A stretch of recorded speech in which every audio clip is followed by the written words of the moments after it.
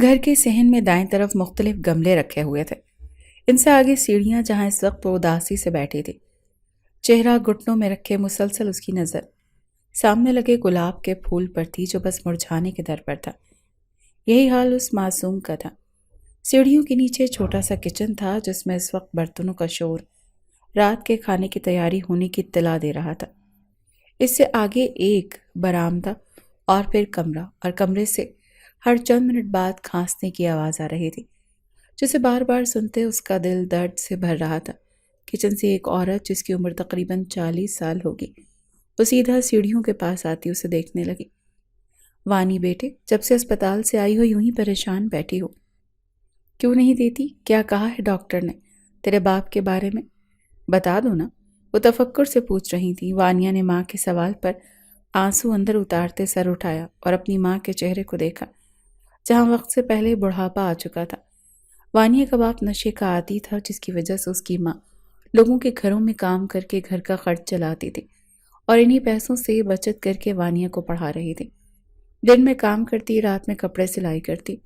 وانیہ نے ہوش سنبھالتے ماں کو یوں دیکھ کر یہی چاہا تھا کہ بڑی ہو کر ان کی مدد کرے گی، مگر قسمت کو تو کچھ اور ہی منظور تھا۔ جو پیسے ثانیہ بیگم سنبھال کر رکھتی تھی، پتہ نہیں کیسے وہ وانیہ کے باپ علیم صاحب کو مل جاتے تھے جن سے وہ اپنا نشہ پورا کرتے رو دھو کر زندگی گزار رہی تھی۔ مگر اب جو ہوا تھا اس سے زندگی گزارنا مشکل ہو گیا تھا۔ کچھ دنوں سے علیم صاحب کچھ زیادہ ہی بیمار رہنے لگے تھے، اسی وجہ سے وانیہ انہیں اسپتال لے کر گئی تھی۔ دیکھیں وانیہ، آپ کے والد کے گردے فیل ہو چکے ہیں جس کی وجہ سے دن بدن وہ موت کے قریب جا رہے ہیں، ڈاکٹر نے پیشہ ورانہ طریقے سے بتایا تھا۔ وانیہ نے نم آنکھوں سے انہیں دیکھتے ہوئے پوچھا تھا، کیا کوئی علاج نہیں ہے ڈاکٹر صاحب؟ علاج تو ہے مگر… ڈاکٹر اتنا کہتے خاموش ہو گئے۔ وہ وانیہ کو کافی عرصے سے جانتے تھے۔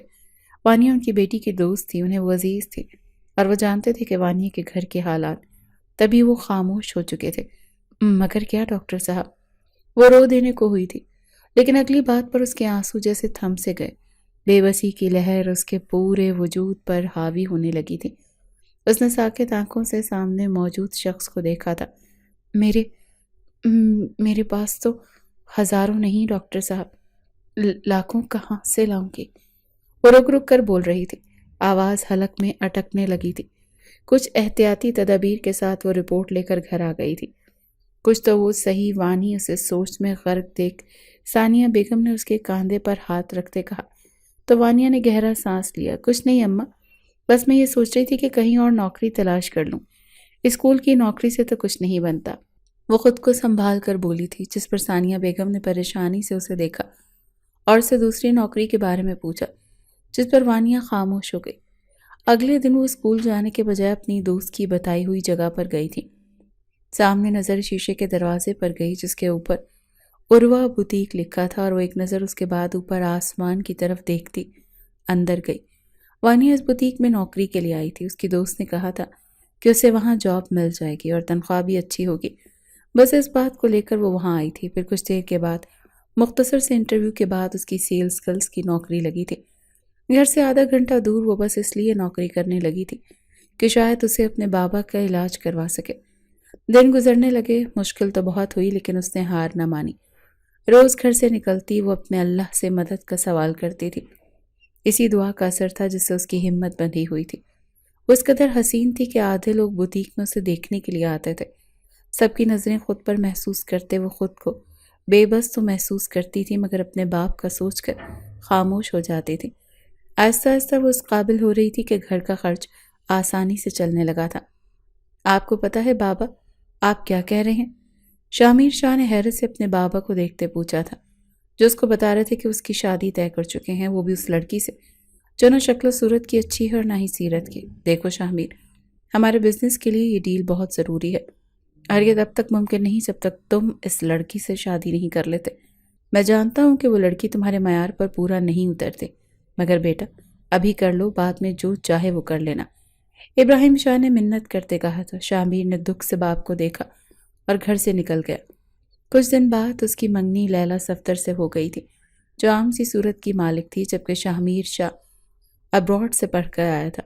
اسے پوری دنیا دیکھی تھی، ایک سے بڑھ کر ایک حسین چہرہ اس نے دیکھ رکھا تھا۔ اسی لیے وہ حسن پرست ہو چکا تھا۔ کون سی لڑکی تھی جو اس کے قریب نہیں آنا چاہتی تھی، مگر وہ کسی کے قریب نہ جاتا تھا۔ لڑکیاں اس پر مرتی تھیں، بس اسی بات کا اسے غرور تھا۔ شامیر شاہ جب حویلی واپس پہنچا تو اس کے لیے ایک نئی خبر منتظر تھے۔ لیلا صفدر چاہتی تھی کہ اس کی منگنی کا ڈریس شامیر شاہ اپنی پسند کا لائے۔ یہ سنتے شامیر شاہ نے نفرت سے منہ موڑ لیا تھا، مگر مرتا کیا نہ کرتا۔ وہ مشکل سے ہی صحیح لیکن راضی ہو چکا تھا۔ اگلے دن وہ اپنے دوستوں کے پاس بیٹھا تھا۔ یار ڈریس مجھے نہیں لینے جانا، اس نے اپنے دوست سے کہا تھا۔ یار تجھے ایک بوتیک کا ایڈریس دیتا ہوں، وہاں جا کر تیرا دل خوش ہو جائے گا۔ اس نے کچھ اس انداز سے کہا تھا کہ شامیر شاہ کے اندر تجسس پیدا ہوا تو وہ جانے پر مجبور ہو گیا۔ جب شامیر شاہ اپنی منگیتر کا ڈریس لینے اس بوتیک میں آیا تو سامنے کھڑی لڑکی کو دیکھ کر اس کے حواس گم ہونے لگے تھے۔ وہ صرف حسن پرست تھا کیونکہ اسے کبھی محبت نہیں ہوئی تھی۔ اس کی منگنی بھی محض مجبوری اور ایک طرح کی بزنس ڈیل تھی، ورنہ عورت اس کے لیے صرف کھلونا تھی۔ مگر آج وانیہ کو دیکھ کر اسے اپنا آپ کھلونا لگا تھا۔ اس کی نظر وانیہ پر اٹک گئی تھی۔ اس کی نظریں خود پر محسوس کرنے کے باوجود وہ اسے کپڑے دکھا رہی تھی، جبکہ شامیر شاہ تو ہر چیز سے بے نیاز گہری نظروں سے اس کی معصومیت کو دیکھ رہا تھا۔ جب وہ مسلسل اسے دیکھتا جا رہا تھا تو وانیہ کا صبر جواب دینے لگا۔ شامیر شاہ یکٹک اسے دیکھتا جا رہا تھا۔ اسے لگ رہا تھا کہ اگر وہ ذرا سا ادھر سے ادھر نظر گھمائے گا تو یہ خوبصورت منظر اس کی نظروں سے ہمیشہ کے لیے اوجھل ہو جائے گا۔ وہ بس اسے دیکھتا رہنا چاہتا تھا۔ جب وانیہ نے ناگواری سے اپنا چہرہ ڈھانپا تو شامیر کو اس کی حرکت ناگوار گزر گئی، اور گزرتی بھی کیوں نہ۔ آج تک کسی لڑکی نے اس طرح سے اس سے منہ نہیں موڑا تھا جس طرح سے وانیہ اس سے منہ موڑ کر چلی گئی تھی۔ وہ غصے سے بس اس طرف دیکھتا جا رہا تھا جس طرح وانیہ گئی تھی، پھر بغیر کچھ خریدے بوتیک سے نکل گیا۔ اس دن پہلی بار اس نے وانیہ کو دیکھا تھا۔ اس کی نگاہیں وانیہ پر جیسے تھم سی گئی تھی۔ اس نے جب وانیہ کے بارے میں معلومات حاصل کی تو پتہ چلا کہ اس نے پہلے بھی وانیہ کے بارے میں سنا تھا کہ گاؤں کی ایک لڑکی بہت خوبصورت ہے جو گاؤں کے اسکول میں پڑھا رہی ہے۔ اس کے دوست اکثر بتاتے تھے کہ وہ دکھنے میں بھی بہت خوبصورت ہے۔ پھر اس کے دوستوں نے ہی بتایا تھا کہ اس ٹیچر نے اسکول چھوڑ کر بوتیک میں جاب کر لی ہے، مگر شامیر شاہ نے کبھی اس کے بارے میں کھوجنے کی کوشش نہیں کی تھی، اور نہ ہی اس کی کبھی وانیہ سے ملاقات ہوئی تھی۔ اور اب جب اس نے وانیہ کو دیکھا تھا تو اسے اندازہ ہوا کہ اس کے دوست وانیہ کی غلط تعریف نہیں کرتے تھے۔ وہ واقعی سراہے جانے کے قابل تھی، خوبصورت اتنی کہ اسے دیکھ کر کسی پری کا گمان ہوتا تھا۔ جب سے وہ اس بوتیک میں آیا تھا اس کا دل جیسے وہیں رہ گیا تھا۔ وہ بے چین ہو چکا تھا۔ اس کا دل بار بار وانیہ کو دیکھنے کا کر رہا تھا۔ ایک روز وانیہ بوتیک سے واپس آ رہی تھی تو راستے میں شامیر شاہ نے اس کا راستہ روکا۔ اسے دیکھ کر وانیہ کا غصے سے خون کھول اٹھا تھا۔ یہ کیا بدتمیزی ہے! وہ غصے سے پھنکاری تھی۔ آج تک کسی نے اسے یوں نہیں روکا تھا۔ اس کا غصہ دیکھ کر شامیر شاہ نے اعتراف کیا تھا کہ خوبصورت ہونے کے ساتھ ساتھ وہ جیدار بھی تھی، اور شامیر شاہ کو ایسی ہی بہادر لڑکیاں پسند تھیں جو مقابل کی آنکھوں میں آنکھیں ڈال کر بات کرتی تھی۔ کچھ بات کرنی تھی آپ سے، شامیر شاہ نے دوبارہ اس کا راستہ روکتے کہا۔ مگر مجھے نہیں کرنی۔ وہ نفرت سے اسے دیکھتے ہوئے آگے بڑھنے لگی تھی، جب ایک بار پھر اس شامیر شاہ نے اس کا راستہ اس کا ہاتھ پکڑتے روک لیا۔ یہ سب اچانک ہوا تھا جس پر وانیہ کا دماغ بھگ سے اڑا تھا۔ اس نے غم اور غصے سے شامیر شاہ کو دیکھا تھا۔ میں تمہارے جیسے گھٹیا انسان کے منہ نہیں لگنا چاہتی، وانیہ نے کہتے ساتھ ہی اپنا ہاتھ چھڑوانا چاہا۔ کیا بکواس ہے یہ! تمہیں اندازہ ہے میں کون ہوں؟ میرے خاندان کی کیا عزت ہے اس گاؤں میں؟ شامیر شاہ نے غصے سے اسے دیکھتے پوچھا۔ تم جیسے شخص کو کیا پتا عزت کیا ہوتی ہے، جس میں خوف خدا نہیں، دولت کا گھمنڈ ہے جس نے تمہیں اور تمہارے خاندان والوں کو پاگل کر دیا ہے۔ خوف خدا بھلا دیا ہی تم لوگوں نے سب نے، مگر یہ مت بھولو کہ خدا کی لاٹھی بے آواز ہے۔ وہ یہ بات کر کے وہاں سے رکی نہیں تھی بلکہ چلی گئی تھی، اور شامیر شاہ وہیں پر کھڑا سوچتا رہ گیا کہ ایسا کیا ہوا جو وہ یوں اس سے بات کر کر گئی تھی۔ خیر یہ فکر بھی چند لمحوں کی تھی، کیونکہ اس کے بعد شامیر شاہ نے وانیہ کو تو پیچھا ہی کر لیا تھا، بار بار اس کے راستے میں آتا، اسے اپنی محبت کا یقین دلاتا، اور وانیہ اسے دیکھ کر نفرت سے وہاں سے چلی جاتی تھی۔ وانیہ کو یقین ہو گیا تھا کہ شامیر شاہ ایک ہوس پرست انسان ہے جس کے نزدیک عورت ساتھ صرف استعمال کی چیز ہے۔ اس سے پہلے نہ جانے کتنی لڑکیوں کو اپنی ہوس کا نشانہ بنایا ہوگا، اور اب وہ وانیہ کے پیچھے پڑ گیا۔ وانیہ کسی طرح سے بھی اس کے جال میں پھنسنے کے لیے تیار نہیں تھی۔ نہ جانے اس نے وانیہ کا نمبر کہاں سے حاصل کیا تھا، جس کے بعد وہ اسے کال کرنے لگا۔ وانیہ کو جب پتہ چلا اسے بار بار شامیر شاہ کال کرتا ہے تو اسے نظر انداز کرنے لگی تھی۔ شامیر شاہ اس کے گھر کے حالات کو بہت اچھے سے جان گیا تھا، اور یہ بھی معلوم ہو گیا تھا کہ اس کا باپ بیمار ہے، اسے اچھے علاج کی ضرورت ہے۔ تبھی وہ وانیہ کو اب کی بار پیسوں کی آفر کرنے لگا تھا کہ ان پیسوں سے وہ اپنے باپ کا علاج کروائے، مگر وہ ہمیشہ اس کی بات کو نظر انداز کر دیتی۔ جانتی تھی کہ شامیر شاہ اسے خریدنے کی بات کر رہا ہے۔ جب وہ اسے خرید لے گا تو پھر اس کا حال بھی ان لڑکیوں جیسا ہوگا جن کو وہ ٹشو کی طرح استعمال کر کے پھینک دیتا ہے۔ اور پھر اچانک ہی ابا کی طبیعت بگڑنے لگی تو اسے معلوم ہوا کہ اس کا اس دنیا میں سوائے ماں باپ کے کوئی نہیں ہے۔ جب سارے راستے بند ہوئے تو اس نے سوچا کہ وہ شامیر شاہ سے مدد مانگ لے، مگر پھر اس کی غیرت نے یہ بات گوارا نہیں کی تھی۔ ایک روز وہ گھر دیر سے پہنچی تو ابا کی طبیعت خراب تھی۔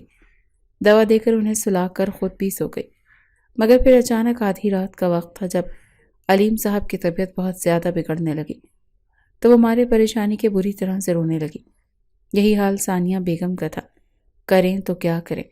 باقی کا وقت ان دونوں کا دعائیں کرتے ہوئے کٹا تھا۔ یا اللہ، یہ کیسی مصیبت ہے جو ہم غریبوں پر نازل ہو گئی ہے۔ میرے پاس تو پھوٹی کوڑی بھی نہیں ہے، میں علیم کا کیسے علاج کرواؤں گی؟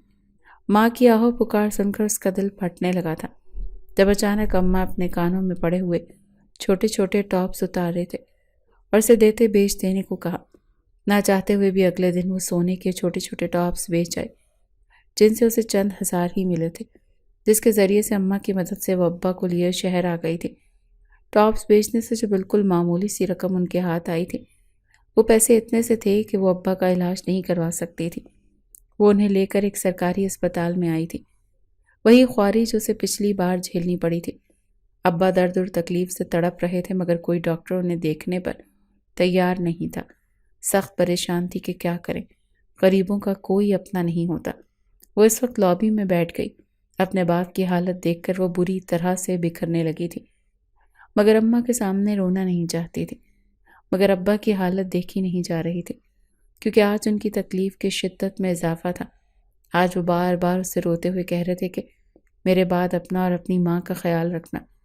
مجھے تم دونوں کی بہت فکر ہے کہ میرے بعد تم دونوں کا پتہ نہیں کیا ہوگا۔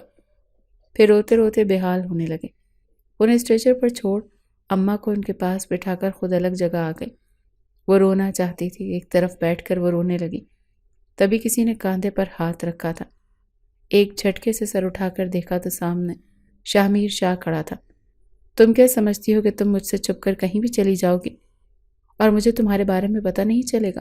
میں تو کافی دنوں سے دیکھ رہا ہوں جو تم بھاگ دوڑ کر رہی ہو اور اب بوتیک سے چھٹی کر رہی ہو، اپنے باپ کی وجہ سے پریشان ہو۔ میں تو اسی انتظار میں تھا کہ کب تم مجھ سے کال کر کے مدد کا کہو گی، مگر تم تو بہت ہی ناپرست لڑکی ہو، جھکنا تو تم نے سیکھا ہی نہیں۔ اس کے انداز میں افسوس تھا یا طنز تھا، وانیہ اس بات کا فیصلہ نہیں کر پائی۔ وہ شامیر شاہ کی بات پر ایک جھٹکے سے اٹھ کھڑی ہوئی تھی۔ اگر آپ یہ سمجھتے ہیں کہ میں آپ کے آگے گڑ گڑاؤں گی تو آپ کے آگے ہاتھ جوڑوں گی، آپ کی منتیں کروں گی، اور پھر میں بھی باقی لڑکیوں کی طرح آپ کی ہوس کا نشانہ بن جاؤں گی، تو یہ آپ کی بھول ہے۔ میں کمزور لڑکی نہیں ہوں، اور رہی بات میرے باپ کی، تو اگر اللہ نے انہیں زندگی دینی ہوئی تو اس کا کوئی نہ کوئی وسیلہ بنا دے گا، مگر میں آپ کا احسان لے کر خود کو آپ کے سامنے پیش نہیں کروں گی، اور نہ ہی کرنا چاہتی ہوں۔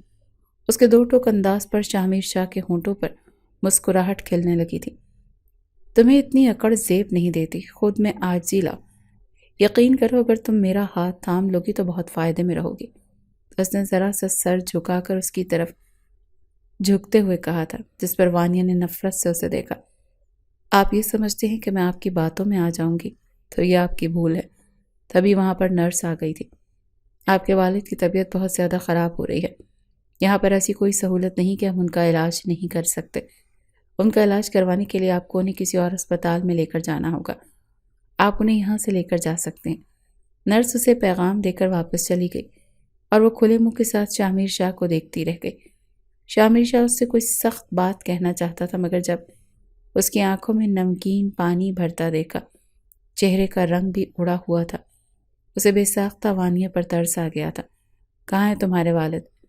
مگر وانیہ تو جیسے نہ تو اس کی بات سن رہی تھی اور نہ ہی کچھ سمجھ پا رہی تھی۔ پھر وہ اسی نرس کی طرف مڑ گیا، وہیں اسے ایک کمرے میں لے کر گئی تھی۔ جب وہ کمرے میں داخل ہوا تو دواؤں کی ملی جلی بدبو نے اس کا استقبال کیا تھا۔ وہ ناک پر ہاتھ رکھے پیچھے واپس ہٹا تھا۔ اس کمرے میں ایک ساتھ بہت سارے مریض تھے۔ اس نے سنا تو تھا کہ سرکاری اسپتال میں مریضوں کے ساتھ بہت برا سلوک کیا جاتا ہے، مگر اتنا برا یہ تو اس کے وہم و گمان میں بھی نہیں تھا۔ ان لوگوں کی تکلیف کا خیال کر کے وہ ایک بار کانپ کر رہ گیا تھا۔ علیم صاحب بے ہوش ہو چکے تھے اور وہ وارڈ بوائے سے کہہ کر انہیں اسٹریچر پر لٹا کر باہر لے آیا تھا۔ ان کے ساتھ ہی ثانیہ بیگم بھی تھیں جو مسلسل رو رہی تھیں۔ وانیہ ناسمجھی سے اس کو یہ ساری کارروائی کرتے ہوئے دیکھ رہی تھی۔ نہ اس کی پلکوں میں جنبش تھی اور نہ ہی اس کے منہ سے کوئی آواز نکلی تھی۔ تم آؤ میرے ساتھ، تمہارے والد کو اچھے اسپتال میں لے کر چلو تاکہ ان کا علاج ہو سکے۔ وانیہ کی آنکھوں میں آنسو ٹوٹ کر نکل رہے تھے۔ اب کی بار شاہ میر شاہ نے غصے سے اسے دیکھا تھا۔ جیسا میں کہہ رہا ہوں ویسا کرو، چلو میری گاڑی میں آ کر بیٹھو، اپنی ماں کو بھی لے آؤ، فکر مت کرو، میں تمہارے والد کو کسی اچھے اسپتال میں لے کر جاؤں گا۔ پورا راستہ وانیہ بالکل خاموش رہی، جبکہ ثانیہ بیگم کا دکھ سے یہ حال تھا کہ وہ کچھ سمجھ ہی نہیں پا رہی تھی، جبکہ وہ اپنی ماں کے چہرے کی طرف دیکھ رہی تھی جہاں سوائے تکلیف کے اور کچھ نہیں تھا۔ دوسری طرف اس نے ابا کا چہرہ دیکھا تھا جہاں پر اسے موت کی زردی پھیلتی ہوئی نظر آ رہی تھی، اور وہ ایک بار پھر سے ٹوٹ کر بکھر گئی تھی۔ شاہ میر شاہ ایک بہت بڑے اسپتال کی عمارت میں انہیں لے کر آیا تھا۔ اس نے فوراً سلیم صاحب کو ایمرجنسی بھیجا اور خود لابی میں ٹہلنے لگا۔ وانیہ مسلسل اپنی ماں کے ساتھ مل کر اپنے باپ کے لیے دعائیں کر رہی تھی۔ گاہے بگاہے شاہ میر شاہ اس کے چہرے پر نظر ڈال لیتا اور کبھی دروازے کی طرف۔ پھر ایک ڈاکٹر باہر آیا، کہنے لگا ان کی حالت بہت ہی زیادہ خراب ہے، ہمیں ابھی ان کو آپریشن کرنا ہوگا، مگر آپریشن کے لیے آپ کو پہلے فیس جمع کروانی ہوگی۔ اس نے ایک رسید شاہ میر شاہ کے ہاتھ میں تھمائی۔ یہ صرف فیس تھی، باقی کے انتظامات شاہ میر شاہ پہلے ہی کر چکا تھا۔ فیس بھی معمولی نہیں تھی، 15 لاکھ کی رقم آپریشن کے عوض ڈاکٹر نے وصول کرنے کا بولا تھا۔ وانیہ اور اس کی ماں نے بھی یہ سب سن رہی تھی۔ اتنے زیادہ پیسے آپریشن کے لیے ہم کہاں سے لائیں گے؟ وہ روتے ہوئے بولی، جبکہ وانیہ رو دینے کو تھی۔ شاہ میر شاہ کے ہونٹوں پر معنی خیز مسکراہٹ آ گئی۔ اس نے وانیہ کو ایک طرف بلایا تھا۔ جیسے ہی وہ اس کے قریب گئی وہ بولا، اگر تم چاہو تو میں یہ پیسے ادا کرنے پر تیار ہوں۔ اس کی آنکھوں میں عجیب سے رنگ تھے جنہیں دیکھ کر وانیہ 2 قدم پیچھے ہٹ کر کھڑی ہوئی تھی۔ میں جانتی ہوں کہ آپ کے دل میں میرے لیے کیسے جذبات ہیں اور آپ مجھ سے کیا چاہتے ہیں، مگر میں آپ کے کھیل میں نہیں آؤں گی۔ اگر آپ میری عزت کا سودا کرنا چاہتے ہیں تو آپ کی بھول ہے۔ اس کی بات پر شاہ میر شاہ کے چہرے کا رنگ بدل گیا۔ میں تمہارے ساتھ نکاح کرنا چاہتا ہوں۔ اگر تم ابھی کے ابھی میرے ساتھ نکاح کرنے کے لیے تیار ہو جاؤ تو میں یہ پیسے لے کر تمہارے باپ کا آپریشن کروا دوں گا۔ نکاح اور مجھ سے؟ وانیہ بے یقینی سے اسے دیکھتی جا رہی تھی۔ وہ حیران تھی کہ شاہ میر شاہ اس کے ساتھ شادی کرنے کی بات کر رہا تھا۔ شاہ میر شاہ جو گاؤں کا امیر زادہ تھا، جس کے باپ دادا جاگیردار تھے، اور ایک معمولی سی لڑکی کے ساتھ نکاح کیسے کر سکتا تھا؟ یقیناً شاہ میر شاہ کو اندازہ ہو گیا تھا کہ وہ وانیہ کو ایسے حاصل نہیں کر سکتا، تبھی وہ نکاح کا کھیل رچا کر اسے حاصل کرنا چاہتا تھا۔ یہ سوچ کر وانیہ کے ہونٹوں پر طنزیہ مسکراہٹ پھیل گئی تھی۔ ٹھیک ہے، آپ مجھ سے خریدنا چاہتے ہیں۔ آپ کو لگتا ہے کہ آپ اپنی دولت سے کسی کی بھی مجبوری یا کسی بھی انسان کو خرید سکتے ہو تو آپ کو صحیح لگتا ہے۔ میں آپ کے ساتھ نکاح کرنے کے لیے تیار ہوں، مگر پہلے آپ کو میرے ابا کا آپریشن کروانے کے لیے انہیں یہ پیسے دینے ہوں گے۔ میں نہیں چاہتی کہ میں اتنی بڑی قربانی بھی دے دوں اور میرے ابا بھی مجھ سے بچھڑ جائیں۔ اگر دیر ہو گئی تو کچھ بھی ہو سکتا ہے۔ اس کی آنکھوں میں خوف چھلکنے لگا تھا۔ شاہ میر شاہ نے اس بات میں سر ہلاتے اس وقت کاؤنٹر پر آپریشن کے پیسے جمع کروا دیے تھے۔ ڈاکٹر کو آپریشن شروع کرنے کا کہا اور پھر اسے لے کر باہر نکلتا چلا گیا۔ وانیہ نے اپنی ماں کو بس اتنا کہا کہ وہ پیسے ارینج کرنے جا رہی ہے، جس پر انہوں نے اللہ سے دعا کی کہ اس کی مدد کرے۔ شاہ میر شاہ اسے لیے اسپتال سے نکلا اور ایک قریبی مسجد میں آ گیا۔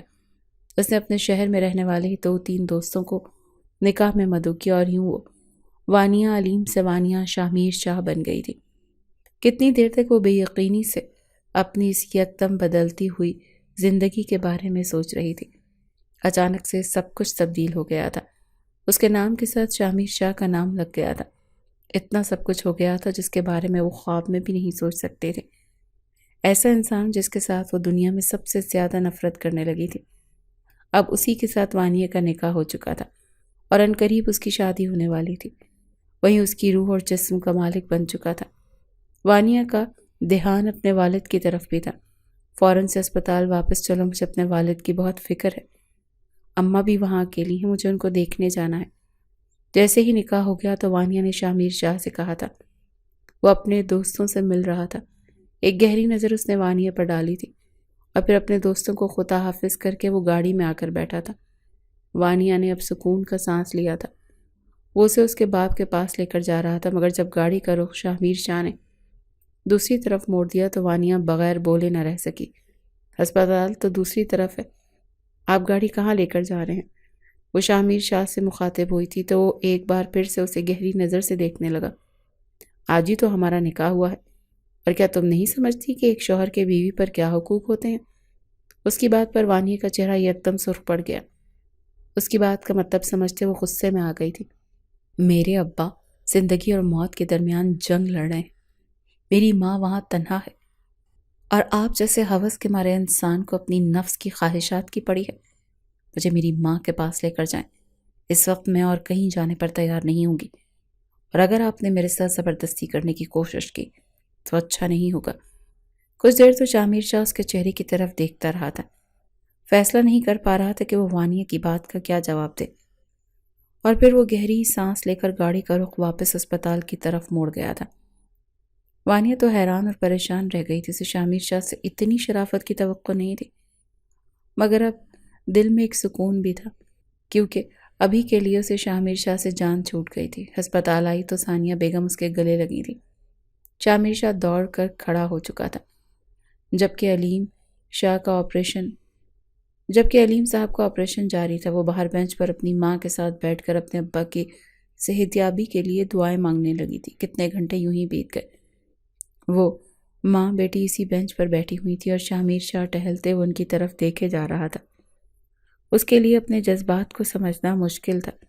اتنا تو اس کو اندازہ ہو گیا تھا کہ یہ لڑکی اسے جیسے انسان کو بدلنے کی صلاحیت رکھتی تھی۔ یہ چھوٹی سی لڑکی جو اسے بری طرح سے گھائل کر چکی تھی۔ کہاں تو وہ کسی کو اپنے سامنے کچھ جانتا نہیں تھا، اور کہاں بھی ایک لڑکی کی ناراضگی اسے بری طرح سے پریشان کیے دے رہی تھی۔ چاہتا تو وہ وانیہ کو زبردستی لے کر جا سکتا تھا، مگر اس کے لیے نہ جانے کیوں وانیہ کی خوشی سب سے بڑھ کر ہو گئی تھی۔ اس کے وانیہ کے لیے ایسے جذبات کب سے بدلنے لگے تھے یہ وہ نہیں جانتا تھا، جبکہ وانیہ کے دل میں اس کے لیے اتنی نفرت اور بدگمانی تھی جس کی کوئی انتہا نہیں تھی۔ شاہ میر شاہ اس کی آنکھوں میں اپنے لیے نفرت دیکھ کر حیران تھا اور سوچتا کہ وہ نہ جانے کیوں اسے اتنی بدگمان رہتی ہے۔ جب ایمرجنسی روم کا دروازہ کھلا تو تینوں بے اختیار ڈاکٹر کی طرف دیکھنے لگے تھے۔ مریض کی حالت خطرے سے باہر ہے، وہ بچ گئے، تھوڑی دیر میں انہیں روم میں شفٹ کر دیا جائے گا، تب آپ ان سے مل سکتے ہیں۔ ڈاکٹر کے کہے گئے یہ چند الفاظ وانیہ اور ثانیہ بیگم کے جسم میں خوشی اور زندگی کی نئی لہر دوڑا گئے تھے۔ وہ خوشی سے رو پڑی تھی۔ شاہ میر شاہ ان دونوں کو دیکھ کر حیران تو رہ گیا تھا۔ اسے سمجھ نہیں آ رہی تھی کہ وہ دونوں کیوں خوشی کے موقع پر بھی رو رہی تھیں۔ یہ تو پتا تھا کہ غم کے موقع پر رونا بنتا ہے۔ شاہ میر شاہ اپنے ایک آدمی کو وہاں پر چھوڑ کر خود گاؤں واپس چلا گیا تھا۔ آدمی کو یہ تاکید کر گیا تھا کہ ان لوگوں کو جو بھی مسئلہ ہو، جو بھی کام ہو تو انہیں کسی شکایت کا موقع نہ دے۔ وانیہ کو بھی جاتے جاتے کہہ کر گیا تھا کہ اب تم شاہ میر شاہ کی بیوی ہو، میری ذمہ داری ہو، تمہیں جو بھی چاہیے تم میرے ملازم سے کہو۔ وانیہ اسے دور تک جاتا دیکھتی رہی۔ اس نے شاہ میر شاہ سے ایک لفظ بھی نہیں کہا تھا۔ وانیہ سوچنے لگی کہ جذبات میں آ کر یہ فیصلہ تو کر لیا، ماں باپ کی رضامندی کے بغیر، ان کی اجازت کے بغیر میں نے شاہ میر شاہ سے نکاح تو کر لیا، اور اب جب ابا خدا کا شکر ہے کہ خطرے سے باہر ہیں، مگر میں انہیں یہ بات کیسے بتاؤں گی؟ جب بتاؤں گی تو ان کے دل پر کیا گزرے گی؟ انہیں تو مجھ پر بہت مان تھا، بھروسہ تھا۔ اب جب انہیں پتہ چلے گا کہ میں شاہ میر شاہ کے ساتھ نکاح کر چکی ہوں، تب انہیں کتنا دکھ ہوگا، وہ میرے بارے میں کیا سوچیں گے؟ ماں باپ کے بارے میں سوچ کر وانیہ کی آنکھوں سے آنسو بہنے لگے تھے۔ ابا مجھے معاف کر دیجیے گا، میں نے یہ سب کچھ آپ کے لیے کیا، وہ دل ہی دل میں اپنے باپ کو مخاطب کرتے بولی تھی۔ اور پھر علیم صاحب کو ہوش آ گیا تو ثانیہ بیگم اور وانیہ کی خوشی کا कोई ठिकाना ही नहीं था। डॉक्टर ने बताया कि 3 दिन के बाद उन्हें डिस्चार्ज कर दिया जाएगा। 3 दिन तक शामिर शाह दोबारा अस्पताल में नहीं आया था। उसका वही आदमी दरवाजे के बाहर खड़ा रहता था और वानिया को जो भी काम होता था वो उसके मुलाजिम से ही कहती थी, जबकि सानिया बेगम उसे कई बार उस आदमी के बारे में पूछ चुकी थी, जिस पर वो हर बार बहाना बना देती। जब अलीम साहब को डिस्चार्ज किया जा रहा था, वो माँ की मदद से उन्हें उठने में मदद दे रही थी। तभी शामिर शाह कमरे में दाखिल हुआ था। उसे देखकर वानिया बुरी तरह से घबरा गई थी। वहीं पर अलीम साहब और सानिया बेगम भी हैरान रह गए थे। ये यहाँ पर क्यों आया है? अलीम साहब ने पूछा। उनके चेहरे पर नागवारी छा गई थी। उनकी आवाज़ इतनी बुलंद थी कि शामिर शाह तक भी पहुँच गई थी और वो ज़ेरे लब मुस्कुरा दिया था। मैं यहाँ पर आपकी तीमारदारी करने आया हूँ। हमारी रिश्तेदारी कायम हुई है और इतना तो मेरा हक बनता है कि अपने करीबी लोगों का ख्याल रखूं। और मुझे पता चला है कि आपको डिस्चार्ज किया जा रहा है, इसीलिए मैं गाड़ी लेकर आया हूँ ताकि आराम से मैं आपको आपके घर में पहुँचा दूँ। उसकी बात पर वानिया के चेहरे का रंग जर्द पड़ गया था। वहीं पर अलीम साहब और सानिया बेगम उसे देखते रह गए थे। हमारी तुम्हारे साथ कोई रिश्तेदारी नहीं है। तुम एक ऊंचे घराने के बेटे हो। हमारे जैसे लोग तुम्हारे घर में कमी कमीन की हैसियत से जाते हैं। हमारे जैसे लोगों को क्या काम तुम्हारी गाड़ी में बैठे। हम जिस तरह आए थे उसी तरह से चले जाएंगे। तुम्हारी मेहरबानी। वो साथ खुरदरे अंदाज में गोया हुए थे। शामिर शाह ने वानिया की तरफ देखने लगा।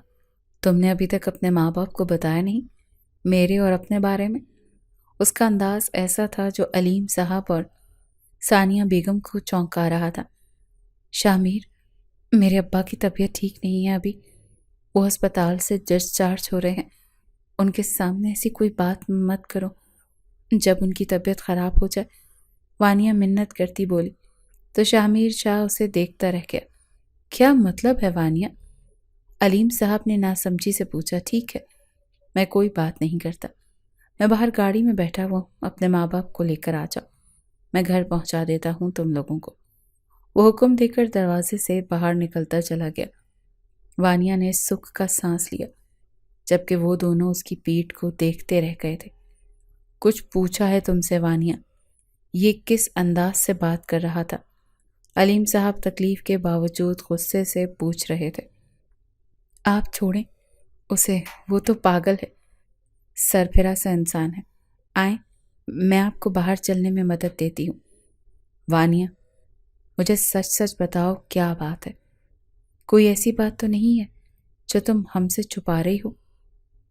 माँ के पूछने पर वानिया नजरें चुराने लगी थी। अम्मी, जैसा आप समझ रही हैं ऐसा वैसा कुछ नहीं है। अब्बा की तबीयत ठीक नहीं है, उन्हें आराम करने की ज़रूरत है। अभी कुछ भी मत पूछें। उन्हें समझाकर वो बाहर जाने लगी, लेकिन बाहर जाकर वो जब उन्हें शामिर शाह की गाड़ी में बिठाने लगी तो वो दोनों एक बार फिर से चौंक गए थे। हम उसकी गाड़ी में क्यों बैठे हैं वानिया? अब के सवाल सख्त लहजे में हुआ था। तुम ये सब क्यों कर रही हो? क्यों हमें तुम उसकी गाड़ी में लेकर जा रही हो? इसी से मदद ले रही हो? और मुझे सच सच बताओ, मेरे ऑपरेशन के पैसे कहाँ से आए थे?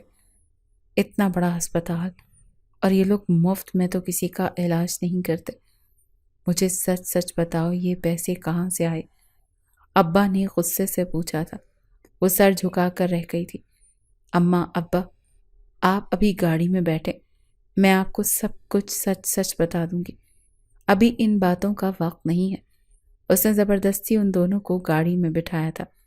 शामिर शाह ने जब उसे पीछे बैठते हुए देखा तो उसने बमुश्किल खुद को कुछ कहने से बाज रखा था।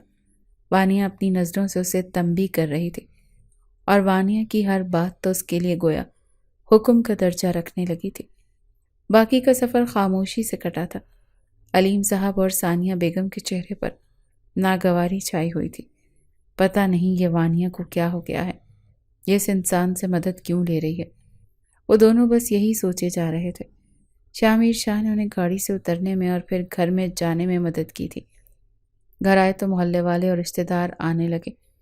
पूरा दिन यही सब होता रहा, जिससे उन्हें मौका ही नहीं मिला कि वो वानिया से इस बारे में बात कर सकें اور پھر رات کو جب وانیہ چارپائی پر سوئی تو وہ کہیں راتوں کی جاگی ہوئی تھی، بری طرح سے تھکی ہوئی تھی۔ بستر پر دراز ہوتے ہی وہ سو گئی، اور اب انہوں نے وانیہ کو نیند کو ڈسٹرب کرنا مناسب نہیں سمجھا تھا۔ اگلے دن پھر سے مہمانوں کا تانتا بن گیا تھا، اور آہستہ آہستہ جب زندگی معمول پر آتی گئی تو انہیں لگا کہ وانیہ کچھ بدل گئی ہے، پہلے جیسی نہیں رہی، ہر وقت کھوئی کھوئی سی رہتی ہے، نہ جانے فضاؤں میں کیا دیکھتی رہتی ہے، بوتیک بھی نہیں جاتی۔ اور گھر میں جب انہوں نے 2 سے 3 بار شامیر شاہ کو آتے دیکھا تو ان کا ماتھا ٹھنکا تھا، کچھ تو تھا جو ان سے اوجھل تھا، جس کے بارے میں وہ بے خبر تھے۔ آخر ایسی کون سی بات تھی جو وانیہ ان سے چھپا رہی تھی؟ ثانیہ بیگم اور علیم صاحب کا تو سوچ سوچ کر برا حال تھا، اور پھر کچھ دن بعد انہیں اس بات کا جواب بھی مل گیا تھا، جب شاہ حویلی کی عورتیں چہرے پر ناگواری سجائے ہوئے اور ماتھے پر شکنوں کا جال بچھا ہوا اور ان کے چھوٹے سے گھر میں داخل ہوئی تھی۔ ساتھ کچھ ملازمین تھے جن کے ہاتھ میں مٹھائیوں کے ٹوکرے تھے۔ ثانیہ اور علیم صاحب بیگم دیکھ کر حیران رہ گئے۔ حویلی کی عورتیں ان کے گھر میں مٹھائی کے ٹوکروں کے ساتھ چہرے کے زاویے بگڑے۔ آخر یہ ماجرا کیا ہے؟ تب شامیر شاہ کی امی گویا ہوئی تھی۔ تمہاری بیٹی نے چپ کر شامیر شاہ کے ساتھ نکاح تو کر لیا، مگر اب دنیا کے دکھاوے کو اسے رخصت کرا کر اپنے گھر میں تو لانا ہے۔ مجبوری ہے ہماری۔ پتہ نہیں کون سا جادو چلایا ہے تمہاری بیٹی نے شامیر شاہ پر، کہ ایک ہی ضد ہے کہ شادی کرے گا تو وانیہ کے ساتھ ہی کرے گا۔ اچھی خاصی اس کی منگنی ہو رہی تھی، جو اس نے ضد تمہاری بیٹی کو حاصل کرنے میں آ کر توڑ دی۔ خیر چھوڑو، نکاح تو ہو چکا، اب رخصتی کی تاریخ دے دو، ورنہ یہ نہ ہو کہ تمہاری بیٹی خود ہی اٹھ کر میرے بیٹے کے ساتھ چل دے۔ اسی لیے بہتر یہی ہے کہ اسے عزت سے رخصت کر دو، تمہاری بھی عزت رہ جائے گی اور ہماری بھی۔ ان کی بات ثانیہ بیگم اور علیم صاحب پر بجلی بن کر گری تھی۔ کیسی باتیں کر رہے ہیں آپ؟ وانیہ ایسا نہیں کر سکتی۔ ثانیہ بیگم کی بات پر جویریہ شاہ تنزیہ مسکرا دی تھی۔ اگر ایسی بات ہے تو بلاؤ اپنی بیٹی کو، ابھی دودھ کا دودھ اور پانی کا پانی ہو جائے گا۔ اسے پوچھو کہ شامیر شاہ کے ساتھ اس کا کیا رشتہ ہے، ساری بات تمہارے سامنے واضح ہو جائے گی۔ علیم صاحب کا دل جیسے کسی نے مٹھی میں لے لیا تھا، جبکہ ثانیہ بیگم اونچی آواز میں وانیہ کو پکارنے لگی تھی۔ وانیہ بھی جانتی تھی کہ اب اس کے ساتھ کیا ہونے والا ہے۔ اس کے ماں باپ اس سے ناراض ہو جائیں گے، اور اس کے پاس سچ بتانے کے علاوہ اور کوئی دوسرا چارہ بھی تو نہیں تھا۔ وہ شامیر شاہ کے ساتھ شادی نہیں کرنا چاہتی تھی، مگر اب وہ اسے چھوڑ بھی نہیں سکتی تھی، کیونکہ شامیر شاہ اپنی ملکیت میں آئی ہوئی چیز کو کبھی بھی اپنی دسترس سے دور جانے نہیں دیتا، اور وہ ایک لڑکی تھی جیتی جاگتی جس کے ساتھ شامیر شاہ محبت کا دعوے دار تھا، اور اب تو نکاح بھی کر چکا تھا۔ وہ اسے حاصل کر کے اپنی زندگی سے کیسے جانے دے سکتا تھا؟ اپنے ماں باپ کے کمرے میں آئی تو سب لوگوں کی نظریں وانیہ کی طرف ہی مڑ گئی تھیں۔ ماں باپ کی آنکھوں میں شک اور تشویش تھی، جبکہ باقی لوگوں کی آنکھوں میں تمسخر، حسد اور غصہ نظر آ رہا تھا۔ وانیہ، یہ لوگ جو کہہ رہے ہیں کیا وہ سچ ہے؟ ثانیہ بیگم نے وانیہ سے کسی آس سے پوچھا تھا۔ علیم صاحب کی نظر بھی مسلسل بیٹی پر تھی، جیسے وہ ابھی ان کی بات کی نفی کر دے گی، مگر جب وانیہ نے سر جھکاتے ہوئے اس بات کی حامی بھر لی کہ یہ لوگ جو کہہ رہے ہیں سچ ہے، میں شامیر شاہ کے ساتھ نکاح کر چکی ہوں، تب ثانیہ بیگم اور علیم صاحب پھٹی پھٹی آنکھوں سے اسے دیکھنے لگے تھے۔ باقی سب کچھ آنن فانن ہو گیا تھا۔ وہ لوگ اسی جمعے رخصتی کے لیے تاریخ لے کر وہاں سے چلی گئی تھی۔ ثانیہ بیگم پھوٹ پھوٹ کر رو پڑی تھی۔ علیم صاحب کا سر جھک چکا تھا۔ وانیہ کو اندازہ تھا کہ اس کے ماں باپ کو بہت تکلیف ہوئی ہے یہ سن کر۔ وہ کبھی بھی اپنے ماں باپ کو تکلیف نہیں دینا چاہتی تھی، اور یہ سب کچھ بھی اس نے مجبوری کے تحت ہی تو کیا تھا۔ اماں ابا اس وقت حالات ہی ایسے بن گئے تھے کہ مجھے شامیر شاہ سے نکاح کرنا پڑا۔ اس نے روتے ہوئے ساری بات بتائی تو ثانیہ بیگم نے اسے پرے دھکیل دیا تھا۔ تم یہ بات ہمیں بتا تو سکتی تھی، یہ بات ہم سے کیوں چھپائی؟ کم سے کم مجھے بتا دیتی۔ مجھے یہ بات دوسرے لوگوں کی زبانی معلوم ہوئی، اور اس انداز میں کہ مجھے ان سے زیادہ تم پر غصہ آ رہا ہے کہ تمہاری زندگی کا اتنا بڑا راز ہمیں کسی اور سے سننے کو مل رہا ہے۔ کیسی کیسی باتیں کر رہی تھی وہ تمہارے بارے میں، کیسے الزامات لگا رہی تھی، اور شامیر شاہ وہ تو تم سے محبت کا دعویدار ہے، اپنے گھر کی عورتوں سے تو تمہاری عزت وہ کروا نہیں سکا، تو باقی دنیا سے کیا کروائے گا؟ ثانیہ بیگم سے بری طرح سے ناراض ہو گئی تھی۔ چھوڑو ثانیہ، یہ اب بڑی ہو چکی ہے، اپنے فیصلے خود لے سکتی ہے۔ علیم صاحب نے کرب سے کہا تھا، وہ تڑپ اٹھی تھی اور پھر وہ انہیں منانے کے لاکھ جتن کرتی رہی، مگر انہوں نے نہ تو وانیہ سے بات کی اور نہ ہی اس کی کوئی بات سننا چاہی۔ حویلی سے اس کے لیے کپڑے بھی آ گئے، جس میں زیور، کپڑے، سب کچھ تھا۔ شامر شاہ نے اسے یہ بھی پیشکش کی تھی وہ جو چاہے اپنے لیے پسند کر سکتی ہے اور لے سکتی ہے۔ وہ اسے شادی کا جوڑا پسند سے دلوانا چاہتا تھا، مگر وانیہ نے صاف انکار کر دیا تھا۔ جب شادی میری مرضی سے نہیں ہو رہی تو باقی سب کچھ اگر میں اپنی مرضی سے نہ بھی کروں تو کوئی فرق نہیں پڑتا۔ ہر معاملے میں آپ نے اپنی مرضی کی ہے اور یہ بھی اپنی مرضی سے لیا۔ دو ٹوک غصیلے انداز میں بولی تو شامر شاہ کے لبوں پر مسکراہٹ کھل اٹھے تھے۔ تصور میں اس کا تپا ہوا چہرہ دیکھ وہ مسکرا دیا تھا۔ سوچنے لگا تھا جب وانیہ کو اس کی محبت کی شدت معلوم ہوگی تو وہ بھی اس کو دل سے قبول کرے گی اور اپنے دل سے اس کے بارے میں ساری بدگمانی نکال دے گی، اور وہ بھی اس سے ویسے ہی ٹوٹ کر محبت کرنے لگے گی جیسے شامر شاہ اس سے کرتا تھا۔ نہ جانے یہ اس کا وہم تھا یا حقیقت میں بدلنے جا رہا تھا۔ وانیہ اسے اپناتی یا دھتکار دیتی، اس کا فیصلہ تو وقت نے کرنا تھا۔ رخصتی کا دن بھی آن پہنچا تھا۔ حویلی میں سے چند لوگ ہی اس کی بارات لے کر آئے تھے۔ جتنے لوگ بھی تھے ان کے چہروں کے زاویے بگڑے ہوئے تھے۔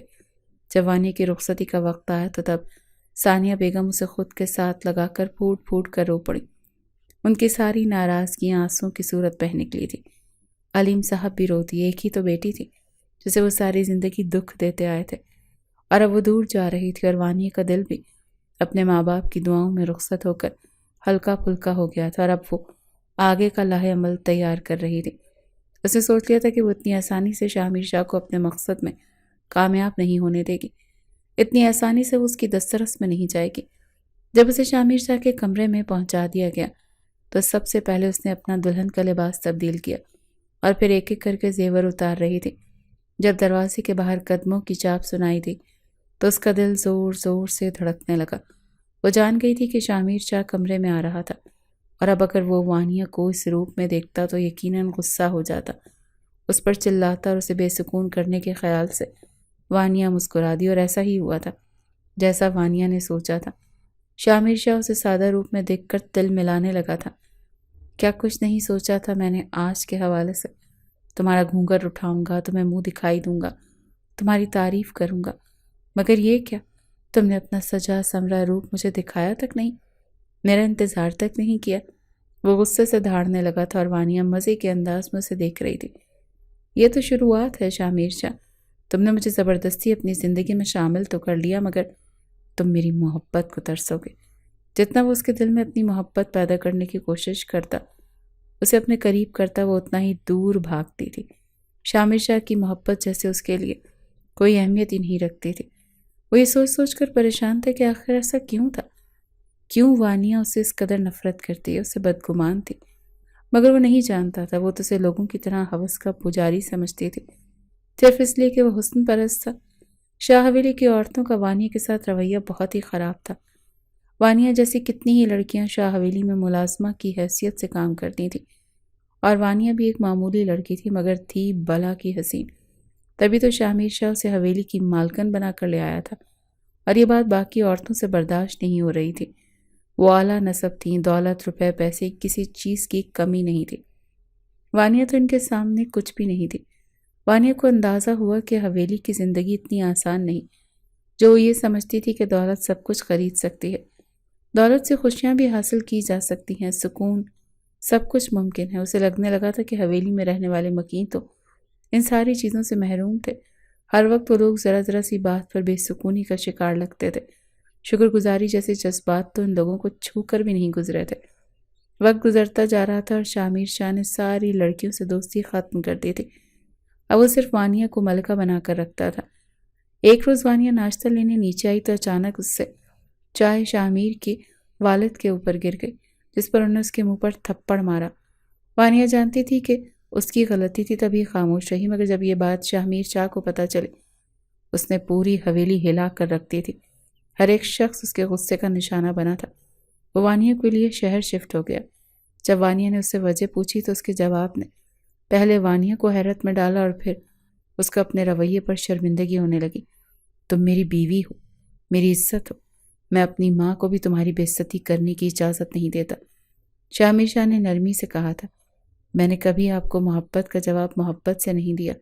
پھر بھی اس کے سوال پر شامیر مسکرا دیا۔ ایک نہ ایک دن تم مجھ سے محبت کرنے لگو گی، مجھے بس اسی دن کا انتظار ہے۔ شامر شاہ نے اس کی پیشانی چوم کر کہا۔ اس دن کے بعد کئی بار شاہ حویلی کے مکینوں نے شامر شاہ کو واپس گاؤں لوٹنے کا کہا، مگر وہ نہ مانا۔ ان دنوں شامر شاہ کی محبت وانیہ کے دل میں ایک مقام حاصل کر چکی تھی، ایک ہم سفر جو آپ کے لیے اپنے والدین کے سامنے کھڑا ہو جائے، آپ کے غلط ہونے کے باوجود آپ کا ساتھ دے۔ ایسا ہم سفر کون سی لڑکی نہ چاہے گی؟